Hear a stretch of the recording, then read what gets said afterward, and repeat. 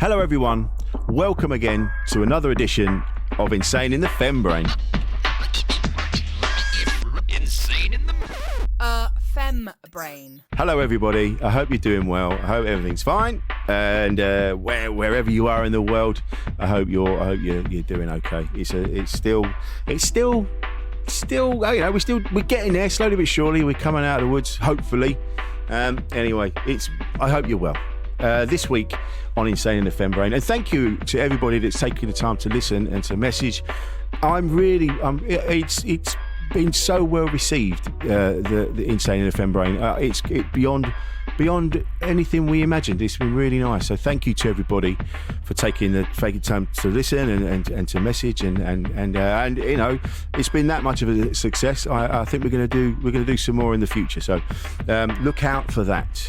My guest this week is the wonderful Desiree Burch. I've worked with Desiree a couple of times. She kind of, to me anyway, she sort of appeared out of nowhere and bang, she was everywhere, and it's really good to see. She's an amazing woman. And it was again the reason we started Insane in the Fembrain was because, you know, I needed to talk to more women, talk to more strong, independent women that sort shit out and get things done, because I don't really know much about women. So we thought that's what we do. And Desiree is such an impressive woman. She's been on all the TV shows. She's been doing incredible solo shows. She's an incredible woman, and it was a real joy to have her down and having to talk to her. I say have her down. She was in her own house. We were still locked in. It was a real joy to talk to her. I'm waffling now. Anyway, here's Desiree Burch. I'm glad this is all good. Excited to do it. I swear to God, I'm going to work up a personality. It's going to be great. It's going to be fine. Thank you for taking the time. I really appreciate it. Sure. Cool. I mean, sounds exciting. All the stuff that you're working on. Do you know what I mean? It's just, so that's yeah. Cool. Thanks for asking me. No, it's my pleasure. It's just, Jade and I were talking a little while ago, and we were saying about how a lot of it takes a certain kind of person to be in a relationship with someone who's larger than life, right? Yes. And yes, because I know my dad. I love my dad. But he struggles with strong women. A lot of men do. But I didn't even realise that it was. I'm just attracted to women that don't take any shit, which is good, because I will take the piss if you let me. Not on purpose, but subconsciously. I won't even know I'm doing it, but I'll push the boundaries. You know? Is that a contrarian nature that comes with being a comic or somebody who kind of pushes society's buttons, or is that just particular to you? You know, I feel like a lot of us are kind of naturally contrary, or push buttons in certain avenues. I'm curious, was your mom a strong woman or no? Obviously she's a mother, so there's a certain amount of strength that comes with that. But would you say that she was a sort of brassy type, or was she the opposite? You know? No, not really. I mean, she had a full-time job. She was mostly doing nights, but then she'd make sure that the house was dealt with. You know, it was like an old-fashioned kind of relationship. So she wasn't a wallflower, but at the same time, she wasn't like Jade or yourself, where, you know, that's because sometimes I have to say to Jade, can you fucking bring it in a little bit? You know, I get it, but sometimes and she's like, and what? And I'm like, yeah, all right, fair enough. Yeah, I mean, the sort of what you've said about being attracted to women who don't take any shit, basically, I mean, is I think that is predicated on a woman who is necessarily received a lot of shit. So do you feel like what you're attracted to is someone who has kind of faced struggle and surmounted it, you know? Not that all humans don't face struggle, but some of us face a lot more of it than others. And those of us who survive that tend to have to come out stronger as a result, if we're going to come out, you know, or a little bit more on the defense, or even on the offense as a form of defense, right? So which is kind of what you're talking about. And do you think it's that set of experiences that are kind of indicative of someone's personality that you are drawn to? I think these people seem to have gone. People that I've been in relationships with have gone through certain amount of trouble and strife in their life, and that's made them who they are. But I'm not attracted to them because they've gone through that shit. I'm attracted to the person that lived through that shit and went, well, I won't be taking that anymore.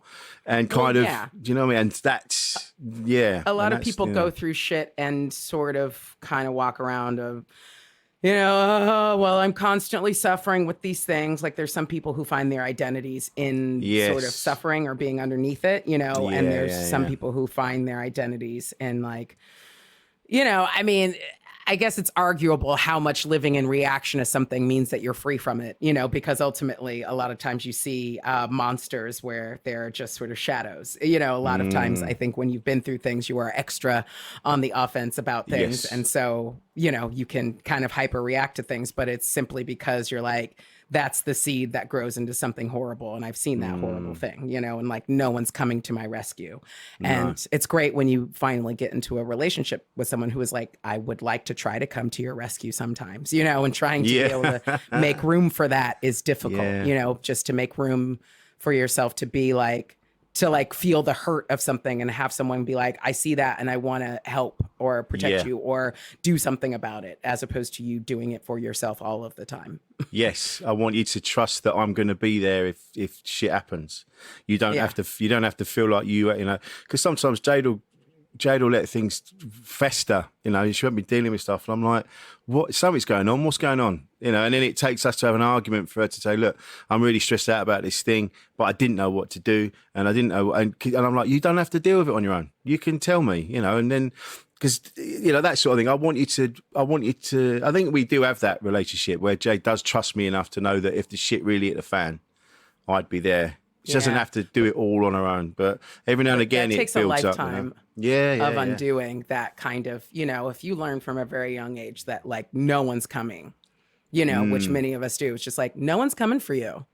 So now what? It's really hard. Like it does take an active choice each and every time to not do the things where you kind of let things fester, hold on to them inside, because the overwhelming message you got is no one's coming. You have to deal with this on your own, even if you find it impossible to deal with and don't know how to deal with it. You at least have to pretend that you do, so that nobody like attacks you while they see that you're down. And, just the mentality and the gymnastics that you go through mentally about what that means. Like so much of it is about where you were as a kid and what those monsters then became that like never went away, and that you knew that like there was no one who was going to come and turn on the light if you cried. So, not to say like, oh, I didn't have parents, like I did, but a lot of us have the kind of parents who are working on the time, who have all of their own problems, who don't necessarily see those inner emotional lives and traumas and issues as being real or substantive, because they aren't, like the electricity bill or the mortgage, or the things that are material. And so, a lot of that kind of stuff gets devalued, and it doesn't leave you. No. And these are the conversations we've been having lately, and it's kind of why this podcast started, because I thought I understood women to a certain extent, but then the more conversations I was having with Jade and everybody, the more I was like, I don't know as much as I thought I did. So what we decided with this was like, right, let's start from the beginning. Let's ask the questions, and some of them will seem obvious, like stuff like, you should know about this, and you go, well, actually, yeah, but I didn't. Just things where you're doing your bit and you're trying to improve all the time, and you're trying to be a better person, and then other things will sort of slip your mind. You kind of like, you're like, oh shit, yeah, I probably should have known about that, and I didn't, but it's just, it's not because I'm a bad person. It's like, I've been focusing on bits that's and bobs. Great. That's way better than doing the assumption thing that most people do. Because I think a lot of people, whatever issues you're talking about, believe that empathy is enough, sympathy or even empathy. Like empathy isn't necessarily enough, because putting yourself in somebody else's shoes can only kind of be successful to the extent of you kind of knowing yourself. Like, I mean, if like we like to think, oh, people are all the same, which, you know, it has a profound truth to it. But the opposite, the complete contrary is also true, is that people are actually very, very different, you know, and you putting yourself into their shoes will only take you as far as you've been, you know, and as far as the reaches of your imagination and your experience, right? Yeah. And a lot of times you do have to sit in that discomfort and the awkwardness and the just sort of, actually, I don't know, is a beautiful place to begin anything, as opposed to like, I know what I'm talking about. I've seen in everything, you know, like you just haven't. And just being like, I actually don't know, and I'm genuinely curious is a much better place because you have less bullshit to work through that you've placed in front of seeing the truth, you know? Yeah, that is pushing that assumption to, you know, like people, or pretending that you know more than you do, and then you don't get anywhere. You don't fucking get anywhere doing that. And so I've had conversations on here about, we spoke to Lizzie Basham, and we were talking about periods, and not in a women only want to talk about that, but it's like, I mean, but women sometimes want to talk about it because we've never been able to talk about it, you know? Because I don't know what it feels like, and I will never know what it feels like. It sucks, man. And man. Listen, I've been on the outside. I've been on the outside. It doesn't all suck, but it mostly sucks. Like, there's plenty of it that sucks. I mean, this was not the question you were going to ask me, but I'm just going to say something about it, in that, like, I don't utterly hate my period. Like, I like having a cycle. I feel like it's a natural thing. I feel like, you know, why wouldn't the moon have an effect on all the water in my body and all the tides ebbing and flowing? Like, why wouldn't I be part of the natural ebb and flow of everything in the universe? Like, I mean, especially because of hormones and whatever, like, I'm extra hot to people when I'm bleeding. It's the weirdest thing, but it's like men can smell it and they just look at you. And it's like weird because like you've obviously, like, part of it is that like testosterone builds to like shed off all the lining. So it's like, are they just smelling themselves? But like whatever it is, like, they're just like, hey, you know, and you're like, I mean, if you knew I was gushing like a stuck pig, you'd probably run. But the fact that like this is when you're giving me the most attention is hilarious and amazing to me, you know. But like also there are parts of it where you're just like, this is just pain. And I basically just feel like everything aches and I have to take a shit for 2 days and I can't take a shit for 2 days. So this is terrible. That's how I describe those worst parts where you're just like, but I need to get it out. And it's like, nothing's coming. That's it. And then everyone's like, what's the problem? And you're like, literally anything else I have to do but focus on this pain. Yeah, but that's it. And this is the thing that men don't. We don't. You know, we have those. We take the piss and we're like, oh yeah, you know, she bleeds this and does that, and she's a monster and blah, blah, blah, whatever. But we don't actually, like. I for the first time ever understood exactly what it means to have a period. It's not just bleeding, like you say. It's the pain. It's the discomfort. It affects other things. It's not just, and it's that. I was like, oh, of course, yeah. And it gave me a better understanding of what happens, because, you know, like Jade will kick off, and I'll be like, right, I'm going to go and stay in the bedroom for a week just until this calms down. You know. Yeah, just a week-long vacation every month. But it's kind of that, like, everybody has hormones. So, like, I mean, if you've ever struggled with any kind of mental illness or whatever, if you anxiety, depression, like, you know how much of your body is simply a chemistry set. And, like, because you know that, oh, if I take these meds or if whatever, suddenly all of those things that felt impossible and all of this world that felt dark and bleak suddenly feels navigable. And it really had to do with levels of a chemical inside of my brain, right? Yeah. You know, and so much of that is fluctuating when you are going through, you know, your cycle and whatever. And like, it is a similar thing of being like, if you were asking a depressed person to do something, you know, and they were doing it and they're going through the motions and they were bitter and angry and whatever, and you'd be like, oh, they're depressed. But like, it's the kind of thing where it's like, you can't just say, I'm on my period, and have enough people kind of understand or respect that, like, oh, you're working in spite of some other things. And like your chemistry is doing a different thing than it does the other majority of the month. You know what I mean? Yeah. So like the rest of the time you're like this. And right now it's kind of like, oh yeah, you're going through a thing, but you showed up anyway, you know, kudos. Yeah. Like, I'll back off a bit, you know, let us know if you need anything. But, you know, other than that, like, no one can help you. No, we just slide your stuff under the door so you can't come out. Pretty much, you know, and then you just hear the sound of like wild wolves and animals just like gnashing and throwing things about you. Like, yeah, that's about right. But it was that I didn't really understand about that. And so this is where these conversations, that's the sort of the jumping off point for this podcast, and that, and talking to women, like larger than life characters, people that despite all the odds have still gotten through and achieved a level of success that, you know, other people can't really get to. And it's always fascinated me that women like that, especially because in comedy, when I started out, it seemed to be they'd have one woman on at a time, and she would go on in the middle, and it would be the girl spot. And so it was let's get a lady on. Shouldn't we have a lady, you guys? Come on, let's get a lady up here. Yeah. So it was all that, and I remember, and that's only 15 years ago. It was like that. It was changing. I mean, but depending not enough, on you know? where you are. I would say even more recently in some places. Oh, fuck yeah. I know, yeah. So it's always fascinated me that despite all that, there's women that have gone, you won't fucking beat me. And we'll get, like, because you're busy as fuck. Aren't you? Yeah. You're everywhere at the minute. And that is incredible. When I look at it, I'm like, fuck me, man. It takes some doing, considering all the obstacles that get put in your way. You know, it's true, but it also takes like a certain mental configuration. Like, I mean, most of those women don't stop.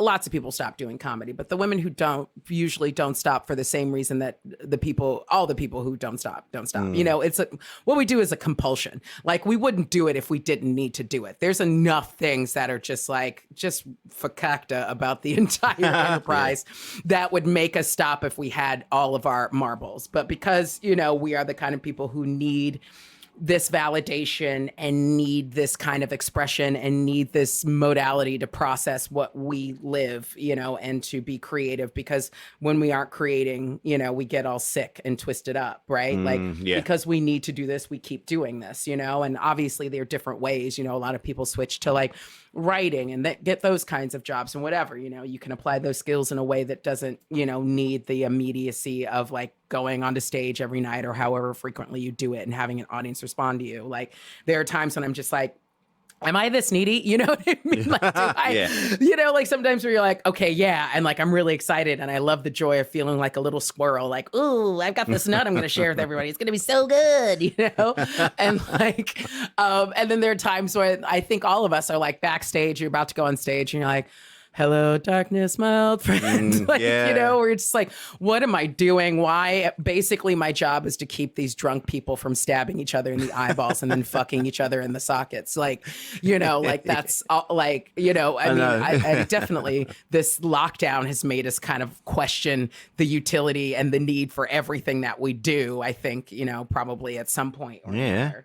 It's definitely shone a light on how not important what we do is. I mean, it's important to a certain extent. Everybody needs a jester at some point, but when the shit hits the fan, the last thing that people need is us going, hey. I know we run out of toilet roll, but guess what? I've got a hot take on this. You're gonna like this. Yeah, maybe you can wipe your ass with this hot take. I mean, it's weird because so much of our job, I think, can be conflated with, you know, political commentary and all these other things. Like sometimes the things that you're doing are stand up, and sometimes the things that you're doing are just being asked to be funny about things that are like, you know, profoundly not, right? So, and then it's weird because then people get super upset about what comics say, and like there is a truth in like being responsible for your words, and then there's also a truth of like, this is comedy, you know? I mean, like someone is going to get the piss taken out of them. You know, I'm going to try to be fair, enlightened, woke, whatever it is that you want to say. But at the same time, like I have a point of view and this is it, you know? And basically you vote to agree with your applause and laughter or not. And there's got to be some understanding of like, this is us trying something out. Oh, it didn't work. Cool. Could I maybe not have my life ruined, I suppose, you know? And I mean, obviously there's gradations of that because some people are toxic and you're like, yeah, but it's just weird. The amount of stuff that I find that I do that is like, wait a second, I'm doing this thing and I'm taking these things seriously in a way that like our government and elected officials aren't. Like they're actually taking the piss. Like how did we adjust the whole world so that we're looking at comedians and their beliefs and takes as like, you know, we need to really address this. Whereas like all of the people in government can just do whatever the fuck that they want because it doesn't matter because there's money behind them. It's just a weird setup.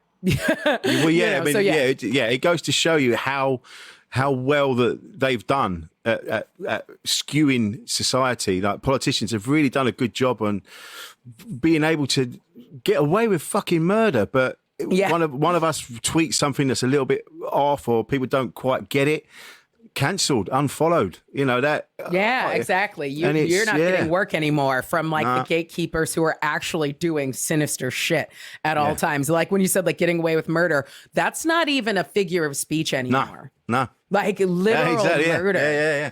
You know what I mean? Literal. I mean, Epstein, fucking Epstein got, and they're going, no, he slipped and fell and ended up hanging himself from the roof. Yeah, right. Hang on a minute. Yeah. Like all these black people in America who committed suicide under trees recently. I couldn't believe that. I was reading that. Because like, any black person has ever committed suicide with a noose under a tree. Ever. Dude.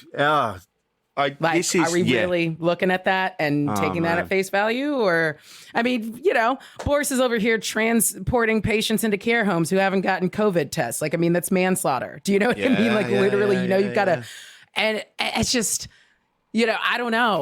Like, I know that we're all kind of nonplussed at this point by everything that happens because it's just an onslaught, you know, and it's also like, you know, how much can we do to fix it when we're not the ones who are making it happen? You know, I mean, obviously these people have been elected. And so like that is the part of our jobs and holding them to account. But also, I don't know, the damn thing just got too big and we're not at the reins. So I'm not sure. Anyway, but that's it. Get really dark and sad. No, that's fine. But it's that, isn't it? It's that it always comes back to the same thing, and it always comes back to the fact it's the system that's fucked. And I've said this many times. We've kind of joked about it, but we kind of mean what we say. When the world is run by 5 white old racist paedophiles. And all the while they're still in charge, everything just will still be fucked. And it all, like looking at this, you know, there was that block party in Brixton last night that got out of hand, and people are going, it's outrageous. They're going, it's outrageous. These yobs, these thugs. You're like, no. Why are people that quick to explode in that way? Because the system's fucked, and these people are tired of getting fucked by the system. That's why we're all kicking off, and it's all very well they're saying, tired of not having a right to like their own bodies or anything else that they were told that they were going to get. You know, it's just, and it's like weird because you know, we talk about those like 5 old white guys who are, you know, pedophiles in power who are, you know, doing all the, and it's kind of a weird, like all of that comes from fear. Like they're like, you've got enough power and you need more, and then you need more, and then you need more. Like, why do you need that? Right. So it's like whatever's going on in there is just as sick and twisted that needs that much, because like we've seen examples of people who are extremely rich who don't need to do those things, who don't feel threatened about like, well, I have billions, which means I'm never going to be in trouble, nor any of my offspring that I can actually look in the face are ever going to be in trouble. Right. So I can, you know, but it takes a different kind of megalomaniac, a different kind of psychopath or sociopath at the very least to kind of be, you know, to live in this constant fear that requires them to rely on these systems of oppression to extract things from other people that they feel that they need, and that there is never enough.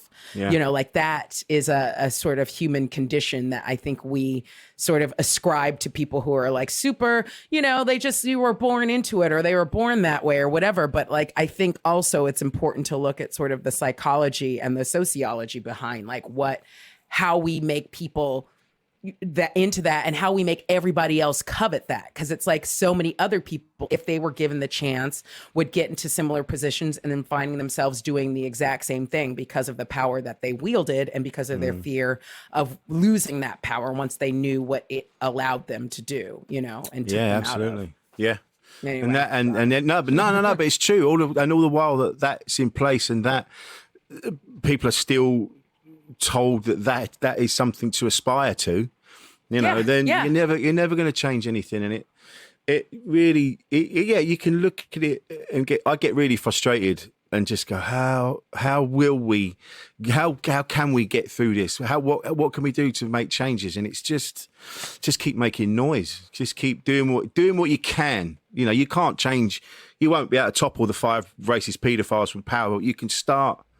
You can vote and you can do stuff. And I don't, you know, but I think it's you know, the things that make, you know, tectonic monumental shifts require a violence of some sort. And I'm not inciting or advocating like a physical thing. I'm just saying like there is a violent change. Or like we know this on an individual level. Like when changes happen that are actually lasting and meaningful, they are quite abrupt, violent, you know, earth shattering, everything shifts, you know? Yeah. And so, yes, we do need to continue like kind of doing the drip, drip, drip of all of us sort of boring away at the problem, but also like, I don't think that we see anything really shift unless there's something massive. And I don't know what that is. I mean, it seems like everything we've seen this year has just been massive. Like I keep just saying, like, I guess 2020's nickname is the Purge, because literally from like every, you know, whether that's like actually like physical or physiological or psychological or emotional or whatever, I feel like that's all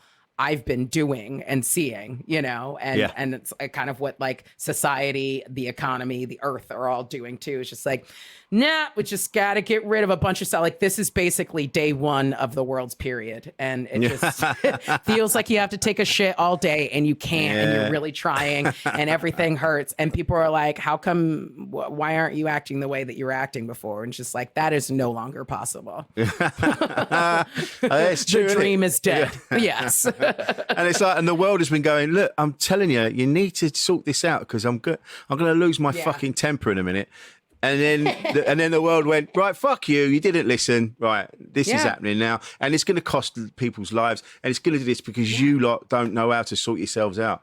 You know, oh god, yeah. And then you think, we're all in this together. We all want to make changes. We all want the world to be a better place. And then you see shit like people now going to the beach, not giving a fuck about social distancing. Yeah. The fucking, it's so infuriating. And these are the same people that are shouting and screaming about all lives matter. You're like, what? Fuck me, you, and then you see that and you go, Jesus Christ. Yeah, all lives matter, but like yours more than everyone else's. Like, because it's one of those things where it's like, yeah, this was meant to be a great equalizer, except for we're shoving the most vulnerable people up against the fire first, and we're just working through the groups of the most vulnerable people until presumably all of those are gone, and we just keep working up until there's like one old white dude with a big red tie who's standing there on top, you know, because that's the way things have been structured for him to do that, you know. And like that's I think the part that, you know, that is the most upsetting. Like it is upsetting to have a global pandemic just sort of randomly taking people and having it be like, why is this happening and we don't understand? And that is horrific and horrendous. And it's another thing for all of those old power structures to come into play and to start sort of sorting who gets thrown into the chopper first, basically. You know, that's the part that I think is so just gut-wrenching and, I don't know, horrendous. Oh, man. And I just see it and I'm just like, ugh. You know, there are more people thinking that way than there are people, it seems, that actually want to make change for the better of everybody. You know, and well, we've all been taught that, like, you know, there's only so much. And if I want what I want, it means that I'm going to have to step on someone's face to get it. Like, we don't come from a sense of like, there is enough for all of us in the world. I think we were all born into a thing of like, well, there are the haves and the have-nots. And I guess if you're British, it's kind of like, well, you're a have-not. You're always going to be a have-not. So whatever. And if you're American, it's like, oh, if you work really, really hard, you can be the asshole on top. Right. And so nobody ever gave you anything and nothing matters. But like either way, the narrative is there isn't enough to go around for everyone to have a happy, decent human existence. So there's just the way things are. You can't really change them, but you can maybe capitalize on them if you're the right kind of person. Emphasis on that last bit. You have to, in our industry, they talk about, they're talking about diversity and they go, we must make changes and we need to be more diverse. And then you're like, yeah, but you should have been doing this years ago. And the reason you haven't, you don't want to make the changes that are necessary because the changes mean that you and all of your friends don't have your jobs. Exactly. Like some of those people need to not be your friends. You know what I mean? In Yeah. terms of like some of those people need to have come from a different background, not look like you, not commission the same stuff as you, not be, you know what I mean? In order Yeah. for this to work. Yeah, and they don't Like, go to yeah. they don't even go like I've said this many times, but there's a whole circuit, like the black circuit of Yeah. thousands of brilliant acts that don't get a look in because the industry doesn't go there. They don't go to look. They go, oh, who went through, no disrespect to anyone that has been through Oxford or Cambridge or wherever, but they're more likely to go for someone that has gone through a system that they recognise. Rather Who's more than like them, right? Yes, like exactly. I understand that language that Yes. they're speaking because they've learned to speak my language, right? So Yes. that's great, and we'll continue on with that. Yeah, like there's so many, and it's a weird thing, especially like as a Black person who does not do the Black circuit, you know, because it's not by a choice. That's not the, you know, that's not the broad appeal I probably have, you know.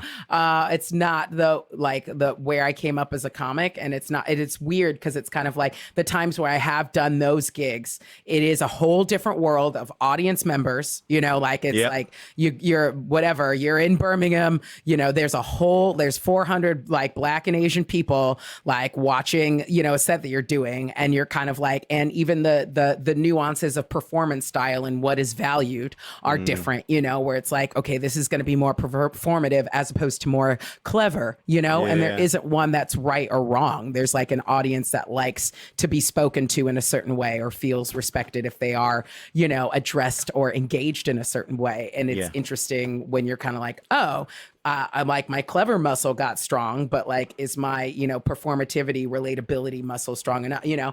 And I go and do those gigs, and it's cool because like people do get on board, but they're kind of like, oh yeah, she's one of them. Like, you know what I mean? It's like, she's one of those, you know, whatever Oxbridge type of Black ladies or whatever. And you're kind of like, okay, but then they get on board and they're like, okay, that's pretty funny. But it always feels like this weird confrontation of me trying to justify my own Blackness to myself and all of them because of what we have attributed to certain cultures and groups of people, which and what we then sort of use, you know, internalize to identify ourselves as well. Do you know what I mean? Like, no amount of me like performing and telling jokes a certain way, talking a certain way is going to change the percentage of African in my DNA. Yeah. Do you know what I mean? So like, obviously Blackness and whiteness is our concept of it are based on different things than science, because you know, science is pretty much like, there's really no difference, guys. You know what I mean? Some people spark in the sun, some people tan. Like there's, you know, it's usually about where your ancestors live. Like, why are we, you know, but like in reality and, you know, society, there's all these differences that we really adhere to, you know? Yeah. And I do. It does blow my mind when I keep seeing like the All Lives Matter thing, and I'm not going to get stuck talking about race all afternoon, but it's infuriating every damn time. And you're like, you're not listening to what's been said, you know. And you know, and because they don't like, they don't want to, do they? They want to be full of course not, anger and hatred and. Yeah. I mean, they want to preserve their own identities of being right. They still want to think that racism has anything to do with being a good person. And they still want to believe that being a good person is a real fucking thing. And it's not. No. Like how we all grow up believing like there are good people and bad people. And it's bullshit. Like we're all bad people and we're all good people. Yes. And it's really not about any intention. And it's about how we act, right? And every single present moment is a new opportunity to be good or be bad. You know what I mean? But like, I think people like to just be like, I found my identity. I'm sticking here. I'm not changing. And any action that I do still falls under the same umbrella of this identity that I decided that I have, rather than people are dynamic and fluid and changing beings. Yes. And you might be doing a lot of bad actions or actions that have bad consequences while calling yourself a wonderful person because like your family likes you or whatever. Like when people go like, I think it's about being a good person. I'm like, I think that's bullshit. Like, I think most people who think they're good people actually aren't doing fucking shit. No, they're just not. Like being nice and docile. You know what I mean? Like, how is that good? And these are the same people that seem to be the same people. I'm just, you know, talk about stereotypes, but you know, these are the same people that give Jade shit for her size or what she's wearing on the train. You know, these are the same fucking people, and they're just, and then they go, you know, they go, oh, he's a good dad. Go, no, he's a cunt to everyone else. Why is that? Exactly. Why is he a good dad? Because he's there. Do you know what I mean? Whatever, because he's there and he has like a job similar to yours, and he's white, and you hang out with him down the pub, and that's it. Like, you know, that the whole sort of, you know, obviously Jade and I have talked about all of the like being big broads and doing comedy and all the stuff that you get unsolicited from people who feel compelled to just sort of vomit out opinions and words and things that they need to lay on your body as opposed to theirs, and that you have to recall or remember that that's their shit. But at the same time, why this general acceptance that you have to wear their shit, you know, and that people just kind of feel like you aren't conforming to the social norms that we've relegated you to.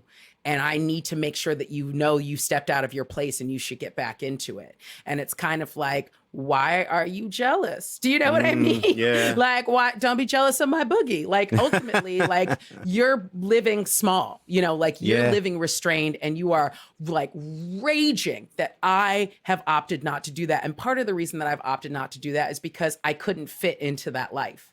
Like, no one would let me live as long as I was trying to cram myself into that way of being. So I decided that I was going to live over pleasing you or being in that, you know, living in that modality of being. And so I'm doing things a different way, and it makes you insane because it's kind of like, well, I didn't have a choice, you know, or whatever. It's like, but you kind of did. But you always, did.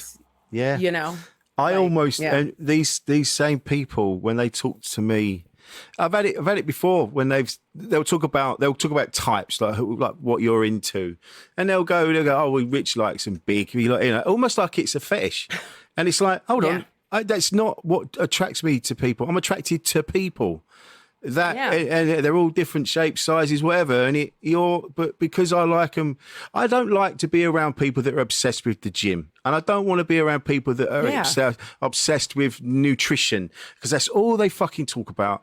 And I want someone who's a bit more chilled out about life in general. Well, all that obsession does is sort of belie the fear of, like, you know, yes, it's important to be like, I want to put healthy things into my body because that's good. You know, when you're operating in a good mental space, that's kind of what you want to do the most of the time. Sometimes you're like, I want to put sugar in my body because they made this shit super addictive and it's delicious, right? But I think it's the people, like you're saying, like the sort of surface level obsessed with the gym and obsessed with nutrition, underneath that belie like a judgment, like a ferocious self-judgment and belief in self-control and restraint and ferocious judgment of other people that like exists within them. And you're like, I don't, like, that's going to be hard to like be intimate with. That's going to be hard to open up to, because like, one, you're going to be violent toward me emotionally, and which means I know how violent you are to yourself, which means like I can't like help you or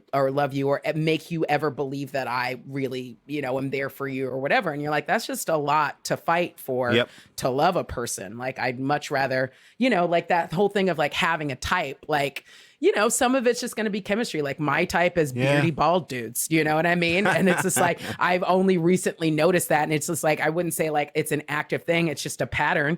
You know, part of that's like, well, you know, my dad was one. Part of it, you know, is oh, like there's a certain, like, you know, who doesn't like testosterone? That's usually what balding's indicative of. And I'm here for it. Part of it is, you know, just a sort of like, you know, a general mindset that comes with that sort of like, here's how I am. I've had to accept myself, you know, flaws and all, which is something that I'm attracted to because I've had to do the same.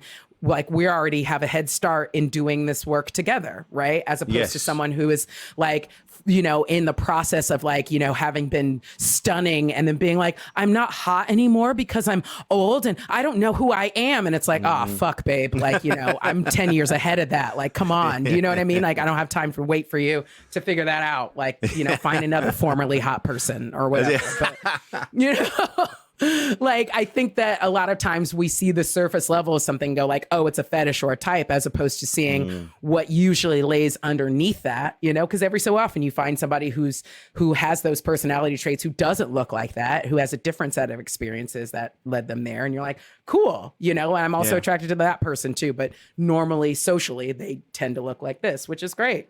Just saying. Fat bitches are cool. Yeah, I've always Like, we're I've highly always thought so. capable. Yeah. I mean, we're fucking good in bed because unlike hot chicks, we got to try. So, like, you know, I'm just saying, there's a lot going on people don't see. I've definitely had a good time. I'm not gonna lie. It's been a good time. I've had a good time. Yeah. It's been nice. And people don't know why you just sit there and smile and laugh, and you're like, I don't need to fucking know. This is good. Nah, but it is funny. Because Jade and I were out the other day, and I saw I see this quite a bit. I saw that there was an older couple, and she looked great. She had this. It looked like they're only walking the dog, but she looked great, and she had these accessories going on, and she looked really made an effort. And then he was just wearing this shitty old shirt and a pair of shorts, and I'm like, that's the guy that goes, yeah, she doesn't fuck me anymore. I don't know what's wrong with her. I go, 'cause you're a fucking pig. Yeah, because generally stopped caring, you know. 'Cause I think that effort feels like a superficial thing, but underneath that, again, is usually like, oh, because you're depressed and your sex drive is really diminished anyway. So like you are pointing the finger at other people when you actually don't want to deal with what's going on with you, you know, and that clearly this is indicative of inner turmoil that you aren't dealing with. And so like, yeah, maybe she doesn't sleep with you because like it's not fun for her to do all the work and you not be giving anything or being vulnerable or open or intimate at all, you know? Yeah. Like, and maybe she's working really hard. Do you know what I mean? You can too. yeah, exactly. But it is funny, like I said to you about when Jade and I there've been comments online, people would take the piss and like, you know, they, like I say, people. they, like yeah, all I know, people like, are trash. They are. But talking to me like I'm weird. Like, they go, oh, yeah, because you like them big. And you're like, what? One, that's offensive. Two, go fuck yourself because you like the little petite blonde who's got nothing to say. It doesn't make you right. It just makes you like a conformist, sad person who's looking for a trophy human to show the world that you have value. Yeah, exactly. Like, you know what I mean? Like in my mind, when I see you guys, I'm like, oh my God, comedy power couple. This is fucking, you know what I mean? Just the fact that like you're both successful, outspoken, like creative, intelligent people who are like publicly engaged. I'm like, that's dope. Like, that's really cool. Like we should be looking to you as like, that's look, two comedians can be in a relationship and not have it be a fucked up, toxic, horrible thing. Well, I mean, we are having... we're having couples counselling. I don't know. But I mean, I think that all couples at some point have couples counseling. Yeah. Every couple I know that's been together for a certain number of years that is still together for the most part has couples counseling. Yeah. Because there's just stuff that you need help working out. You know? Well, like Jade pointed out, she's like, you know, at the beginning of the relationship, you pretend to be the best version of yourself that you can be. And then a couple of years in, all that stuff's gone. And you're like, no, I wasn't really into that. I just said that. I just said that so that we'd get to be together. And now we're together. I'm not into that. And I'm like, we're going to need to go to couples counselling now because I need to. Yeah. That's what happens, isn't it? You're now coping with with the reality of you're coping with the lies that you told. I mean, that weren't fully lies, but they were just like, at my best, I am this. Like, at my best, I want to give you head every night. In reality, you know, so like, and also I think everybody, you know, like you have your individual problems that will come into the relationship. So it's like, you know, you're doing therapy for 3. Do you know what I mean? It's kind of like for the couple, the unit, and also individually, you have changed on your own and then with and because of each other. So it's like even more complicated than it would just be on your own, you know? Oh yeah, absolutely. And now and it's figuring out that, all right, a lot of that stuff was fabricated at the top there, but now is there enough to still be is there enough of the real stuff to keep us interested in each other? And that's I think there is. We're working it out. Yeah. We're working and I it mean, out. whatever. I think that it sounds like you're being communicative and honest, which is the most important thing. So it's like, I might not smell like jasmine perfume every day anymore. I was just doing that to like impress you. And because I didn't want you to see the real thing, because I was afraid if you saw me, you would never actually love me. And then you're like, well, that sounds like a problem for therapy. Plus all the shit you bring to the relationship. It's like, yep. Yeah. It's hard. It's hard being. I think if we get to the understanding that being a human being is fucking weird, we'd figure out a lot more stuff. You know. Yeah, and also society is weird. Like if you didn't feel fucked up about the world as it is now, you're fucked up. Like the world is I think an even more extraordinarily fucked up place than it has been in other parts of history. Maybe not all of them. There have been plenty of fucked up things, but it's like if you didn't react to that, it's like you're basically swimming in bleach. Like if you didn't have an adverse reaction, I'd worry that you were dead. You know.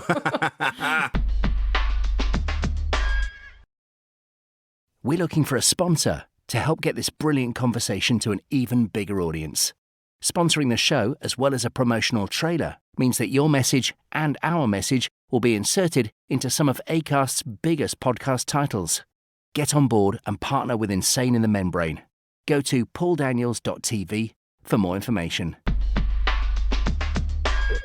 We're talking now about a lot of men are being outed for being sexual predators and that sort of thing, and which needs to be done.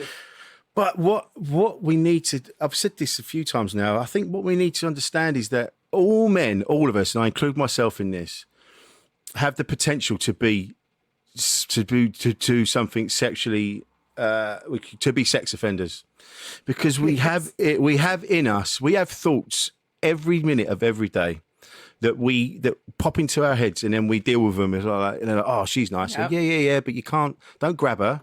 You need to talk to her, and that's what, and that's all men across. But we're not having that conversation.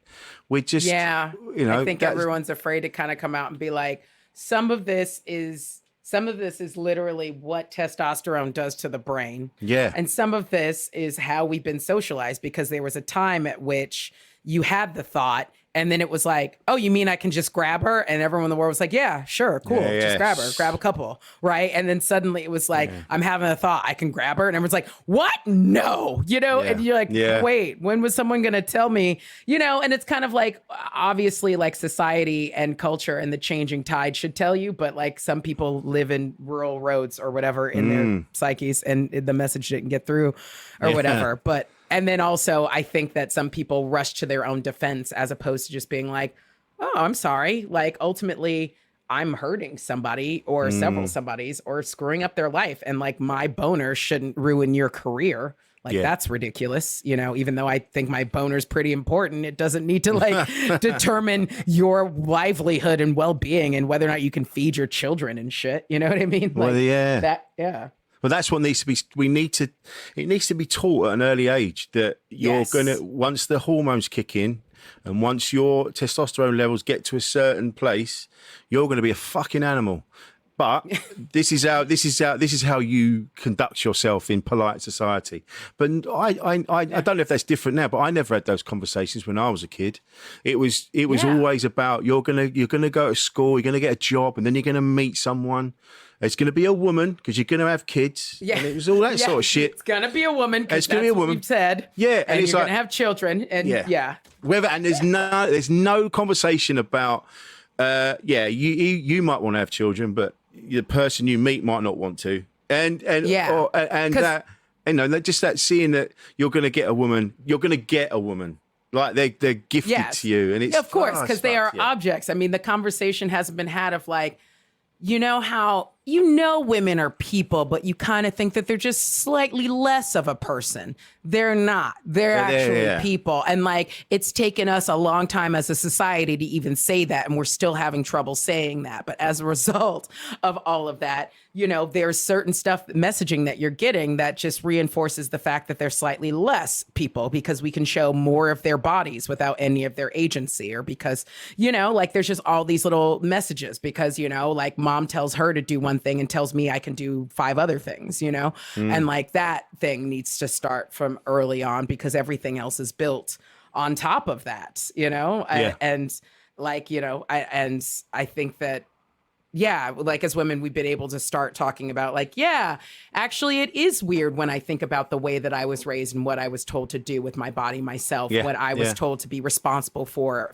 other people's actions that then compelled me to act in a certain way because I had to be responsible for both of us, you know, and there's just a lot of extra weight and stuff, you know, and some of it feels like, oh, it's just, you know, well, once you get a period, this is the whole handbag that you have to carry with it of being responsible for other men's, you know, fucking sexual feelings about you and their emotional feelings if you reject those sexual advances and, you know, like whatever, justifying the things that they do to you without losing your job and your standing, like all of that stuff. I think that has to be taught early. I mean, I was talking to a friend who's kind of like become a stepmom to a girl who's talking about like all of the horrible things that guys say in her school and the teachers just look the other way while they're like dropping racial epithets or saying disgusting things about girls and whatever. And she's like, yeah, I'm not really attracted to any of those guys. I'm like, of course, why would you be? You can see how they treat just human beings. Like, how could you ever trust that guy to like ever want to get you off, treat you with respect, not like, you know, finger you and then tell all of his friends, you know, like all of the other thing. Like, why would you ever be turned on by that? And like these guys are like, you know, 15 now, you know, like in this society that where we're so aware now, where like we aren't like basically education has a lot to answer for. But I mean, how much can you blame it when we give it £0 to like function, you know? So it's just like all of the stuff that we are struggling with now goes back to the ways that we were uneducated or miseducated about them earlier. And we're not correcting those problems. No. Again, it comes back to the system. Everything comes back to the system. And it goes back as far as parenting as well. People don't put the effort in when it comes to parenting their children. You know, I've got 2 lads, they're adults now. They know not to sexually assault or molest anyone. And that just took some plain old decent parenting.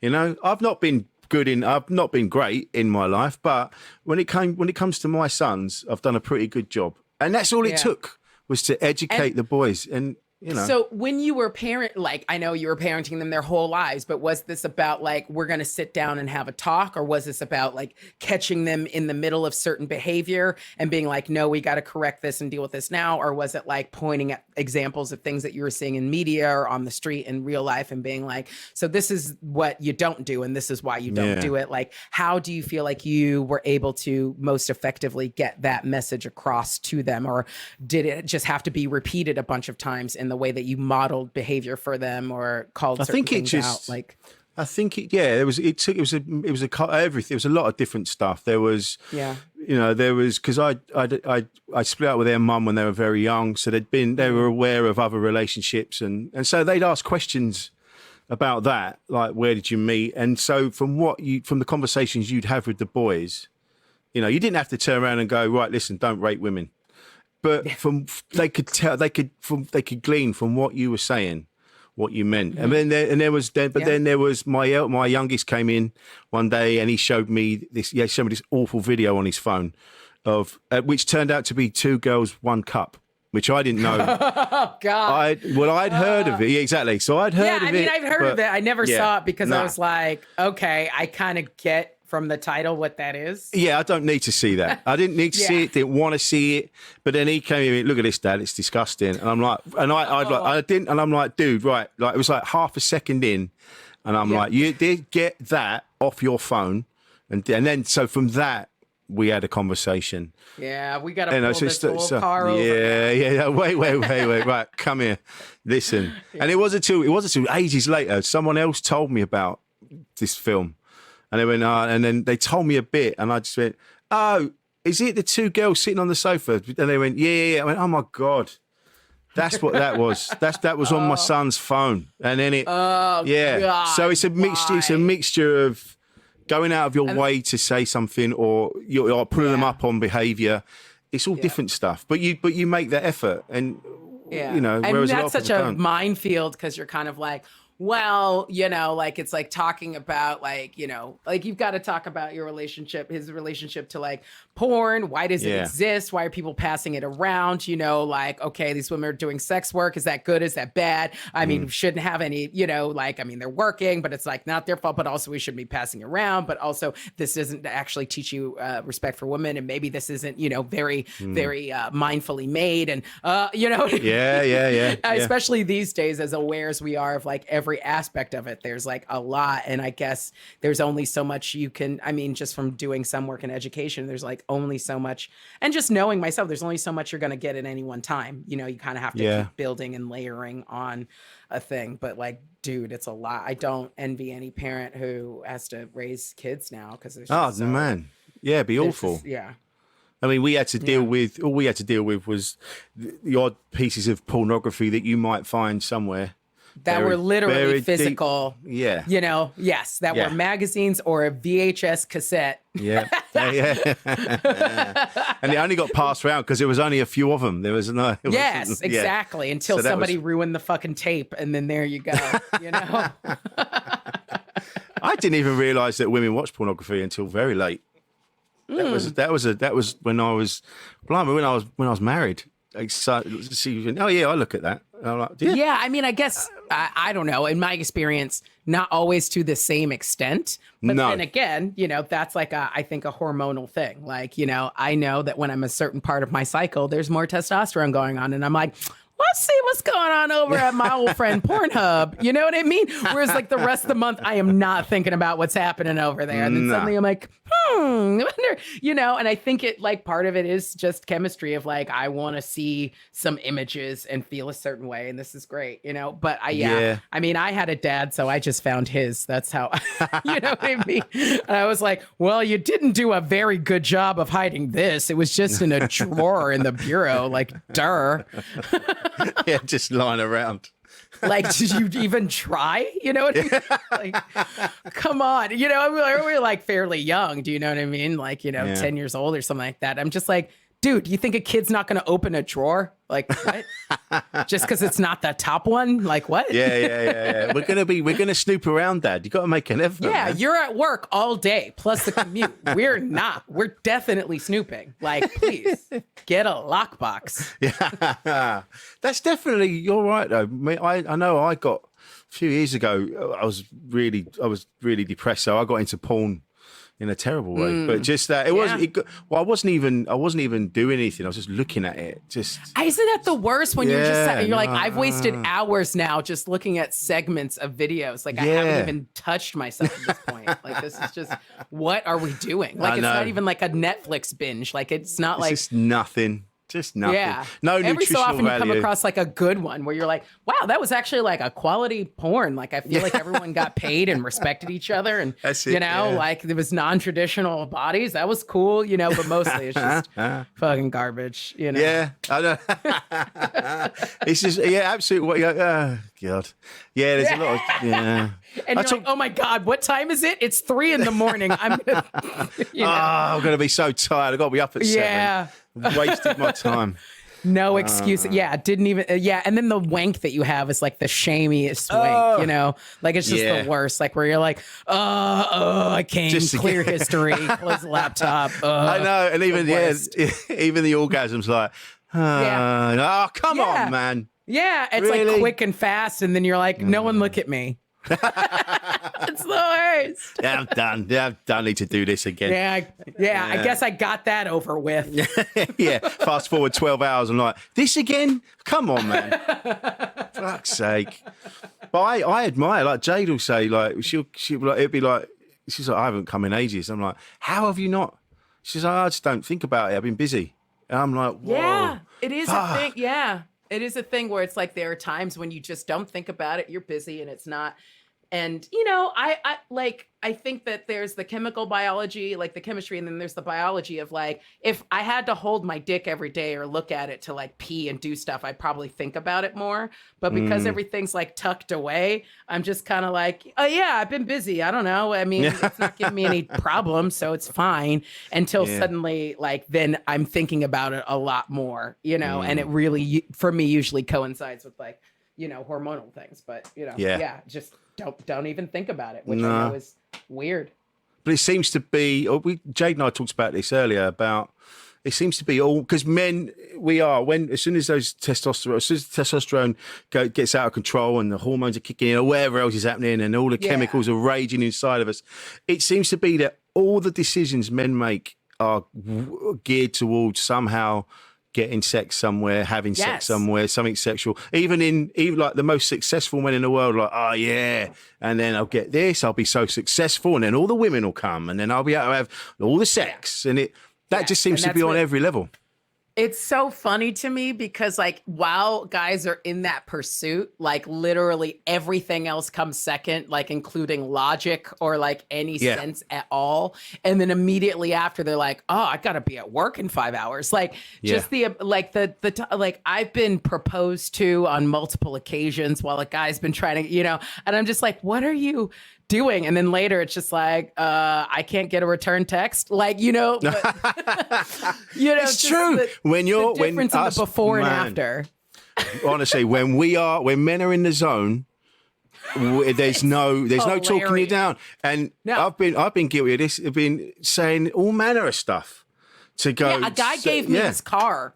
He was just like, no, you take it. Because he was super drunk. He's like, I don't even need it. Take it. I don't even care. Whatever. I'm gonna see you tomorrow anyway. We're gonna get married. Gave me his fucking car. Meanwhile, I'm looking at this fool in the rearview mirror, like, did he just give me his car as I'm driving myself back to where I stay? Like, just crazy shit. And then the next day I wake up to like 25 missed calls as he woke up and was like, so are you gonna call me back? Where's my car? And I was like, yeah, dipshit, I drove myself home after we hung out. Your car's in the parking lot. Because you're a fucking idiot. We're not getting married. And when do you want to come pick it up? Yeah. Like, it's true. It's true. It is. I remember. I read. I can't remember who said it, but they said when their sex drive sort of wore off a bit, it was like being unchained from a madman. Yeah, just it's just, and it is. I've definitely been guilty of it when I was younger. That an attractive woman being amongst everybody, and you're trying to make. I didn't even. It's not till later on. I'm like, oh shit, yeah, I was doing that. There was a girl that was with us. She's like, all you did all night was like trying to put yourself in her vision, in her eye line, so she could notice you. I'm like, no, never. She's like, you did, you fucking idiot. It's like, I've got the CCTV footage. Yeah. Do you want me to roll it back? There you go. There, fucking peacock. Literally, look at your state of you. You might as well have your dick in your hand, you fucking animal.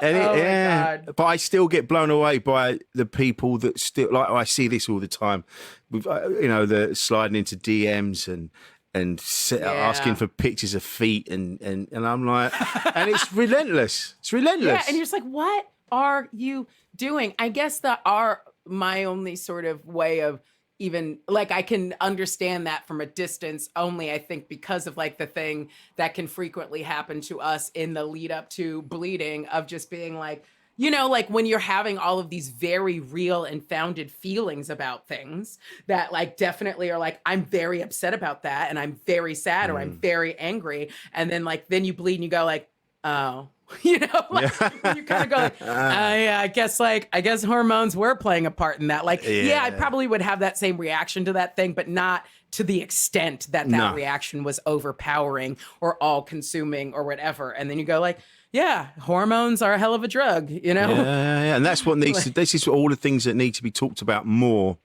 The fact that rather than teaching us out, like Jade using an example of, she doesn't know how to pay her taxes, but she knew how to grow cress out of cotton wool. There's this mad shit that, the weird English thing that they teach us when we were kids. And that... We're going to teach you all you need to know about Hitler. Yeah, but you won't. How to grow cress. You're like, go to the Tesco across the street. What are you talking about? This is it. So they were teaching us all this, just this bollocks. There's a lot of old shit, but they don't really teach you how to deal with the like you said, the chemistry set that is going off inside you on a daily basis. Yeah. Or just to be aware, like awareness usually is the beginning of any kind of change. Just to go like, this also happens. And like to be aware of something without being ashamed of it, like Yes. is hugely powerful. To be like, yes, like having this testosterone means I feel like I'm chained to a madman. And every time like I see a girl I fancy, I just feel like consumed by a desire to do something, because it's like, you're not an animal.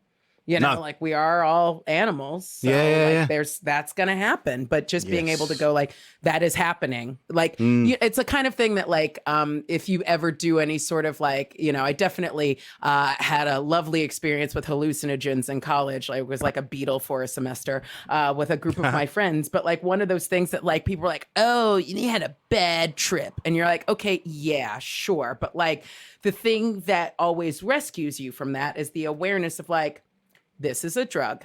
It will wear off. Yes. Right. So all I need to do is be present here, try to take care of myself, be mindful, survive. Right. Yeah. Same with chemicals. Right. Same with the sort of hormones. Like, you know, this is a drug. It will wear off.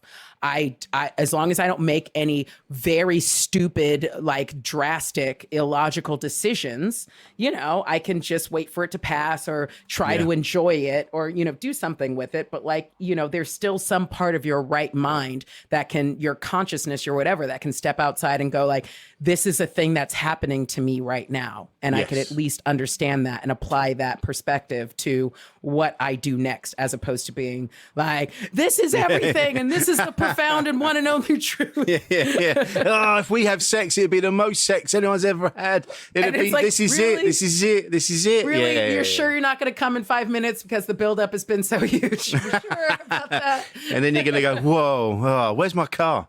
Yeah. I just like, whoa, where's my car? yeah. And that's all men. That's fucking all of us. I'm telling you, all the men listening to this, it's you, it's me, it's all of us. And that's how we get to the bottom of this. That's how we sort this shit out.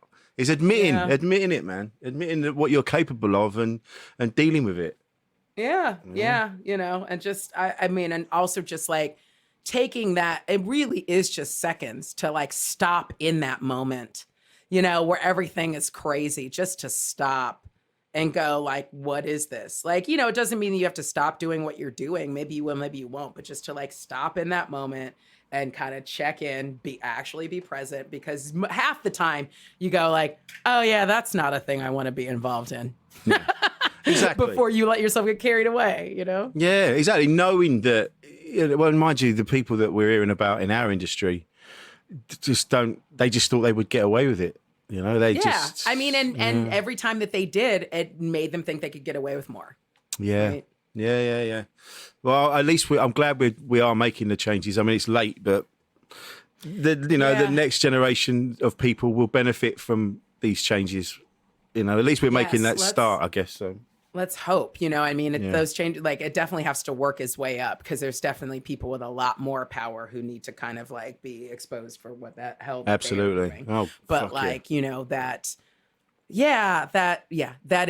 catch it a little bit earlier next time before people are, you know, and a little bit earlier the time after that. Cause like, you know, I think that it's weird because change is both like, you know, tectonic shifts and then like, you know, these slow gradations, you know, it's like the iceberg melts like, you know, like a little by little and then breaks all at once at the same time, you know? Yes. Yeah. So, as long as we keep trying, I think that's the, you're absolutely right. As long as you don't stop trying. Yes. Like that's, because otherwise, why the fuck are you still here on the planet? Exactly. You know, like you got to a place, you're like, I'm good. This is it. This is all that ever happens. Like, okay, well then leave. You know what I mean? Like, bye. Everything on this world is about like change, development, growth. If you're done, then peace. You know? I've said this before, and that's where, and people seem to think, because they always think there's a destination. They're like, if I do good things, I'll end up with this good stuff. You're like, no, you just do your best you can in your life, and then one day you're not here anymore. But what will happen is people that were around you would have learned something from you, maybe like your kids or something, and then they carry that on to the next generation. Yeah, exactly. And that's how the change happens. And I mean, also they believe that because someone wanted them to believe that, because that's how we all are brainwashed and mind controlled in our education. Do you know what I mean? Like we're taught to think about things in a certain way because it serves like a greater purpose for like those 5 rich pedophiles to like ultimately extract what they want out of all of us. Right. You know, they don't want us to know that we have like a history and self-respect and connectedness, and that, you know, like it's not about like you're going to raise yourself out of this if you do good things. It's like, you know, they don't want you to be like, hey, the system's rigged and here's all the history of how it's been rigged for all these different people and it's all pretty much the same schematics. Go. You know what I mean? Yeah. They don't want you to look at the old man behind the curtain. That's like, literally, because he's the old man and he's brought a kid behind the curtain with him. And he's masturbating. Like, yeah, come on, man. Oh, this has been amazing, Desiree. Thank you so much for coming on. You're amazing to speak to. I could talk to you all day, but I won't because you got a life. Thank you for having me, though. This was really wonderful. Produced by Paul Daniels at pauldaniels.tv. I'm Amy. I'm Louise. Join us for your next episode. And today, personally, I'm completely overexcited to be in the home of Arabella Weir. My mother, on her deathbed, literally goes, have you any idea how fattening mayonnaise is? God. And I went, Mum, you're dying. And she went, yes, but you're eating mayonnaise. And I went, well, we both know which you think is worse. We're at the News Building, home of the Times and the Sunday Times, to interview Lorraine Candy. She just looked at me, my eldest, and said, what would you know about fashion? Oh my God. Literally my job. For the last 30 years. Oh, wow. Join us for your next episode. Buy your favourite podcast app. Thank you for contributing to the conversation as well, because your podcast is great, and I listen to it on the way to work.